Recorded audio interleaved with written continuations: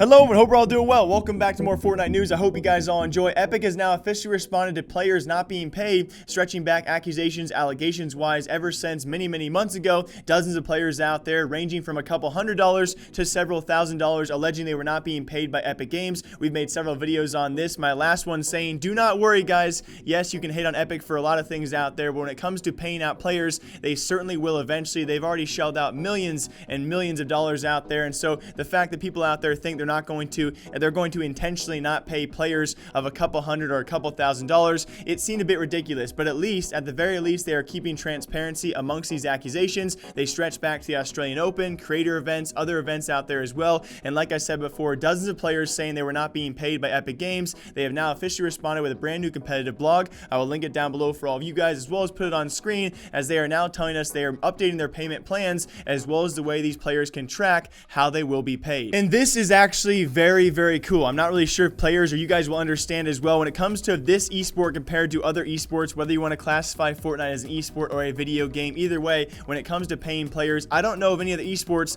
that break it down quite like this. Obviously they could, but when it comes to my knowledge, especially around the minor players out there for Fortnite, there's a lot of pro players who are under the age of many other esports out there, so they really need a more of a certified program for tracking these payments, especially when they are paying minors for competing, so on and so forth. This looks amazing for terms of transparency as well as tracking information out there for players. And when I made my last video about this, when I talked about don't be worried, it was for several different reasons. The first of which I already mentioned, Epic Games has already paid out tens of millions of dollars. There is literally no reason why they would want this controversy around their name for a couple of $1,000s they have not paid out yet. And with that being said, when it comes to the Australian Open and other events out there, we've had several pro players and players come forward and say, hey, I probably filled out my information wrong, which Epic does stress in this post as well. You must be filling out your taxpayer information as well as other information correctly, otherwise you will be delaying the process entirely. But that's not even the cool features about this. A brand new prize pool overview as well, which was one of the coolest features I've actually seen so far amongst many esports out there. You can now see what you're making pre-tax as well as post-tax, which means what they're taking out tax-wise and what you get eventually. Along with that, the most important part of this, a brand new track of payment flow, so you guys can actually see the process and the progress